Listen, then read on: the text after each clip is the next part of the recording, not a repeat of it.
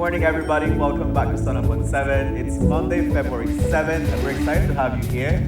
Well, let's enjoy our background music for a bit. But yes, we're going to be having our first conversation here, and it's an interesting topic, and it says self-defense as an empowering tool in a domestic violence situation. So to gear us into this conversation, talk about the value of self-defense, we have Miss Rene Wentz with us. She's a counselor and a self-defense instructor. Miss Rene, it's good to have you here on the couch.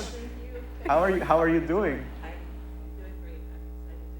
Yeah, we've shared many platforms before, so it's good to have you on this one now.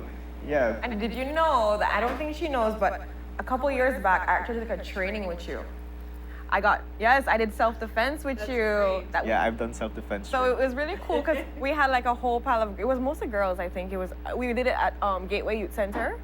Sure. Yeah, and it was fun. It was fun because all the things that she was teaching. Sadly, guys, today, because of the essence of time and everything that's happening, we're gonna not have the demonstration today. So we're mostly talking about, self-defense in a domestic violence relationship, confrontation in general.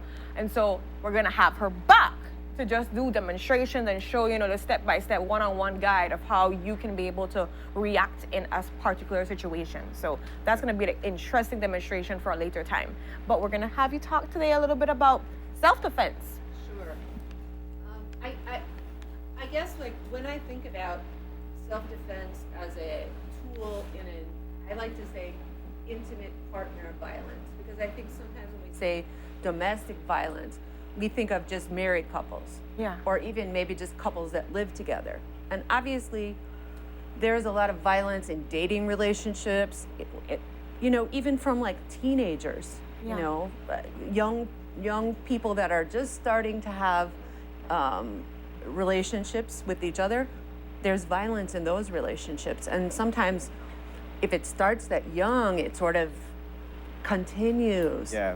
So I say intimate partner violence, just to make it clear that it doesn't matter if you live together or you don't live together. It's still a violent relationship, and it doesn't matter if it's a male or a female that is the perpetrator of that violence, that nobody is ever supposed to put their hands on anybody ever in anger. I agree with you. And a lot of times we think it's just men that behave that way Oh toward no, women. women But do it too. and you have male and male partners, and you have female and female partners, and male and female partners, and so the violence can go anywhere. But if we're looking at self-defense, one of the things I always talk about in my classes is if you are in a violent relationship, you have to find a way to get out. And I know that's not easy because there's a number of things that have to happen for people to safely get out. So self-defense isn't like, okay, he beats you or she beats you, so now I'm going to teach you how to fight back so you guys can have like even wars. That is not it. Yeah.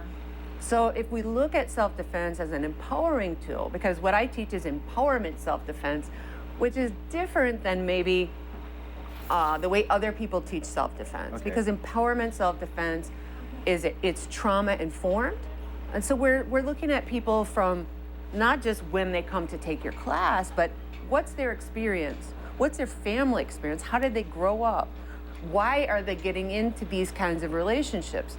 So if you take a class before you're ever in a violent relationship, this kind of class can help you be able to decide, I don't want to be in that relationship. Okay. And I have the ability to recognize this is violence that's not supposed to happen, and I have the ability to say, I'm not going to be here.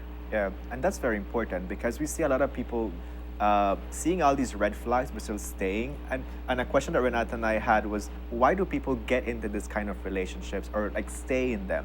So I like that you're saying we're assessing what the traumas have been like that will allow these people to be vulnerable, if we can say that, or not being able to recognize how unhealthy their relationship is. Yeah, and I mean, a lot of it does have to do with our experience. I mean, I've been teaching for 20 years in this country, and I have heard so many people say, that's just normal.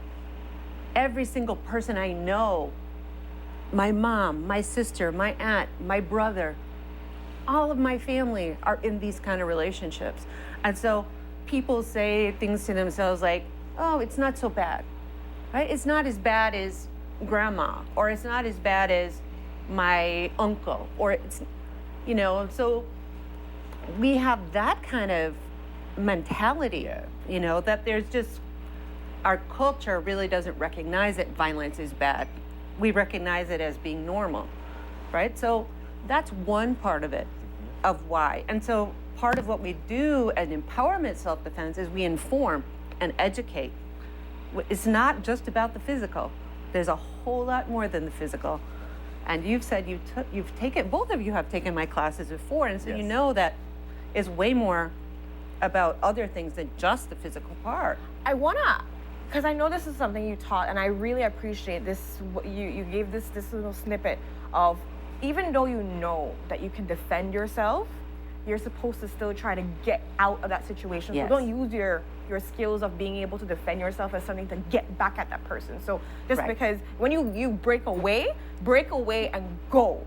And I thought that was so key, because in your mind, you have that thing where like, you hit me, you hurt me, I want to hurt you back. But then you're supposed to be like, no, because I'm trying to get away from the situation. I'm not trying to make it escalate into anything bigger.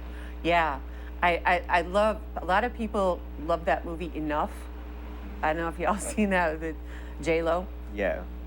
I really dislike that movie. I mean, I watched it, but I dislike it in a number of ways, because one of the things is, remember she finds her father, and he's a bazillionaire or whatever, and he pays for it out with his private training, and she becomes like super trained. Yeah. And most people can't do that. You can come to a class in 4 hours and you can walk out with skills, the physical skills that you can use every day, because they're simple. You don't have to be enough. And enough was also, it was vindictive. It was. She went after him to get revenge. I don't feel, my thing is, I'm a peaceful person, but I will fight you if I have to. Yeah. But only if you have to. If I have to. And that should be the point. So we're looking at empowerment as a precursor, right? And then if somebody, it's not during the relationship, but when you leave, when somebody leaves a relationship, that's the most dangerous time. That time when you say I'm going to leave you, you leave, or you leave and you get in another relationship. Those are the most dangerous times for anybody who has done that. But and that's worldwide. It's statistical. You can look it up. It's the most dangerous time. So the skills that I give you are skills that if I need to fight somebody off, that they're attacking me when I leave, I can do that. And then lastly, if you're a survivor of any kind of violence, whether it's child abuse, sexual abuse, rape, or an intimate partner violence, and you come to the class and you learn about your power. This is what happened for me. Yeah. I have a black belt in Taekwondo. I didn't start taking Taekwondo until I was 28 years old. Okay. That's old. That's old to start a martial art, right? Wow. It took me 5 years to get my black belt. I did it,